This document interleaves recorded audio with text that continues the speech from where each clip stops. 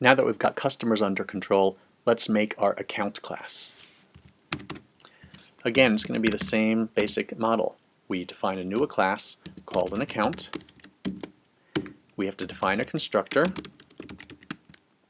And again, I want our account to have an account name. I want to require that for similar reasons. And so we'll set the account name, the instance variable, to be equal to the parameter that we passed in. And let's see, what else do we need for an account? We need to know what the current balance is. So we'll give it an initial balance of 0. All new accounts have empty balance. And we need to have a list of transactions. So we're going to initialize that to an empty list as well. Now we can define methods for manipulating the account. So maybe we want to be able to deposit into the account. So we will make a new method called deposit and have an amount that we deposit. And so what we can do with that is make a transaction with that amount and add that transaction to our transaction list. Of course, our transactions don't exist yet, so for the moment what we'll do is just update our balance, and in this case I guess we want to add on to the amount, and for a placeholder we can just add on to the transactions list, say just placeholder, which is a string deposit. Alright, we might do a similar kind of thing for withdrawing. So we make a withdraw method. This time we subtract the amount and we'll put a placeholder which is withdraw. And finally we want to have a description string again, just like before. Okay, here's our string method. It conceptually is the same. It generates a string. You'll see I just print the account name, and then I loop through, or I iterate through all the transactions, and for each one I print a line with the transactions. At the moment, transaction is just a string, so we can just print that, and then we print the balance. Alright, let's go ahead and see if we can do something with this. Now that we've got our account, let's use it. If we remember, when we defined our customer, we just defined our account as a string. Let's see if we have to change anything here. When we add an account, this time we'll be passing in an instance of account, and we'll add that instance to our account list. I guess this code doesn't actually have to change. And how about over here when we print it out? Well, instead of printing out a conversion of this list into a string, really what we want to do is use the account's special description method, which we've already written. That only gets called with a print when you actually use that print operator, the special print method, which we're not using here. So instead what we have to do is actually manually call the underscore underscore str method. And instead of passing in a parameter, what we want to do is say, I guess we have a list of accounts, so we have to iterate over those. For each account in that list, we want to add on to this string that account. There we go. That should do it. Okay. Notice that PyCharm gave us a warning here with you may be able to see a little squiggly underline. Expected 2 blanks. Python expects 2 blank lines before each new class definition to make it really clear that one class is over and a new class is starting. Okay, now instead of adding accounts with just a string, we need to actually make accounts. So let's make an account here. ACCT equals an account, and we'll give it this time we'll give it this account name of checking. And now we can pass in that account like this.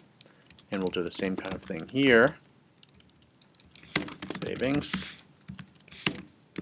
Be clear, I could have called this account 1, this account 2, minute 1, this account 2, and account 2. And similarly, maybe we'll make an account 3 here and pass in account 3 here. Okay, we don't have any transactions yet, but let's see if this works. Cross your fingers. And our normal bug, global no, different bug. Global name underscore underscore str is not defined in Python line 13 because I didn't do this right. You don't pass in a count which is an instance of a class into str. You say instance dot method name. I made that mistake because I was changing some existing code and I didn't think through that clearly enough. Try again and look at this. Ben has an account, checking account balance of 0, a savings account of 0. Look, this whole thing is starting to work. This is pretty cool. Let's add some transactions. In my checking account, let's try calling the deposit method. And let's say deposit $10. And deposit, say, do a bunch of deposits. And now let's try withdrawing some money. Say only withdraw $5. Cross your fingers, rerun this again. And look at this. In my checking, here's my ledger. We didn't actually print out anything interesting because we only had those placeholders, but sure enough, we have that list of deposit, deposit, deposit, withdraw, and a balance of 40. So this is looking pretty good. All we need to do to fix this is in the transaction, when we added to that transaction list the deposit, what we really need to do now is create that transaction class. Okay, so we'll go ahead and create that transaction class. At this point, this is getting to be pretty straightforward, almost formulaic. We'll make a new transaction class. It's going to have a constructor.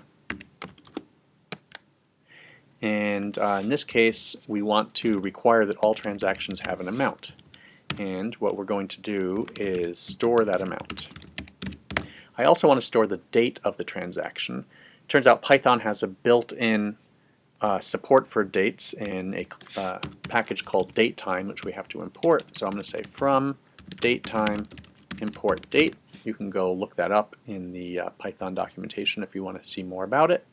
And now what I can do is I'm just going to make it so that every time you make a new transaction, it stores today's date. Date in today, I think it's called. There we go. A date.today returns a data structure, a special, actually, instance of a class representing today's date, and we'll just store that.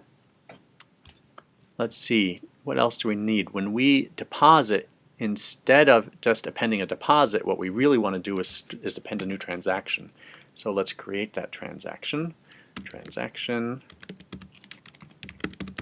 equals a new transaction, and transactions require an amount, so we'll take that amount that we have that was passed in from the deposit, and instead of adding on to our transaction list a string, we'll pass on this instance. There we go. And we'll do the same thing for withdrawing, but since this is a withdraw method, you're going to say something like withdraw $10. The transaction should actually store -10, so we'll put a minus there, and again, we'll add that transaction to the transaction list. Okay, we're almost done. The only thing else we have to do is generate a pretty string for transaction. So we'll put that here, define a string method. Okay, so we've written this string method, string description for transaction. So now in our account string description, if you remember, we iterate over all of the transactions and we built up the transaction list. And so what we need to be able to do here is instead of adding on transaction to our string, in this case that'll be an instance of a transaction class, we need to access its string descriptor. So we can do that by calling transaction underscore underscore string parentheses. And now that we've got our transaction and our account has a list of those transactions, I think we're ready to go. Let's try this out. And amazingly enough, this whole thing works beautifully. Here is Ben. This is his checking account, and this is his list of transactions with resulting balance. I've got a savings account with nothing, and Dana has a savings account with nothing. Well, I'd like my daughter to have a little bit of money, so let's give her some money. Account 3.deposit, and maybe she has a lot of money and she had $100 and she doesn't spend very much money, so she only took out $10. Let's try running this, and look at this, Dana's savings account. We have just implemented a banking system with classes to the rescue.